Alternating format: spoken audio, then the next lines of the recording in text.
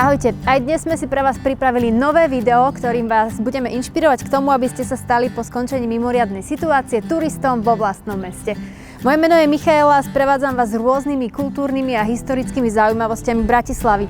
Ale dnes ostaneme v exteriéri a zoberiem vás na veľmi príjemnú prechádzku.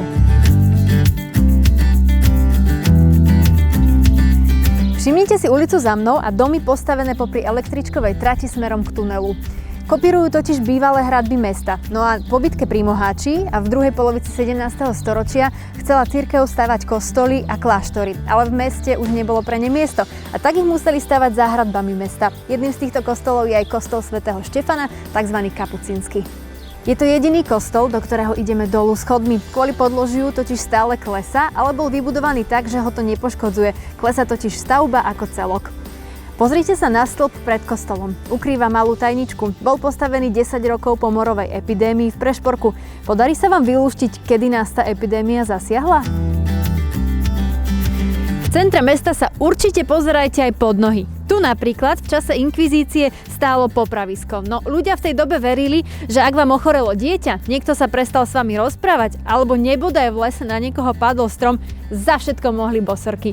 No a na týchto miestach bola 24. mája v roku 1602 ako prvá v Bratislave za bosoradstvo popravená práve Agáta.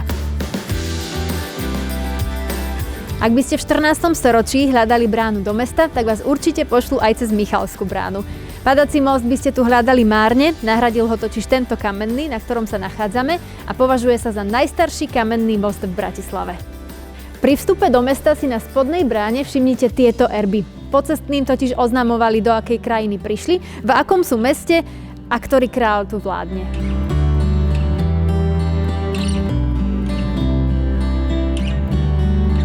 Hneď vedľa Michalskej brány nájdete takéhoto kata. On síce býval v starej radnici, ale časom sa presťahoval sem na Baštovú ulicu.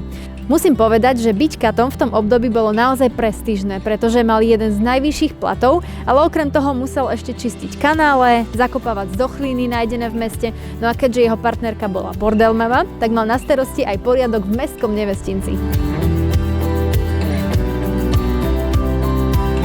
Na Kapitulskej ulici si všimnite dve veci.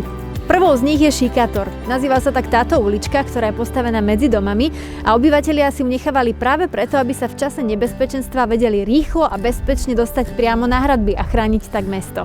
Druhou zaujímavosťou sú tieto malé korunky. Keďže Bratislava bola korunovačné mesto, tak symbolizujú cestu, po ktorej prechádzal korunovačný sprievod.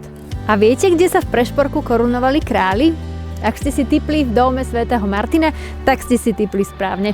Konkrétne to bolo 11 kráľov a 7 kráľovských manželiek.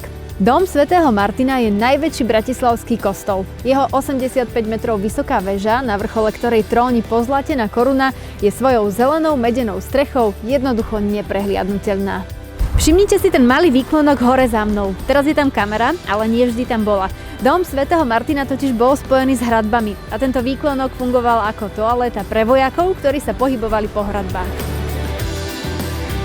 Tak čo, nohy vás nebolia? Som to odkráčala za vás, ale verte, že to je naozaj len taká malá ochutnávka toho, čo historické centrum Bratislavy ponúka. Ak chcete vedieť viac, tak vám odporúčam využiť sprievodcu alebo sprievodkyňu. Ja verím, že som vás inšpirovala k tomu, aby ste sa po skončení mimoriadnej situácie stali turistom vo vlastnom meste a už bez rúšok sa tu osobne aj stretneme.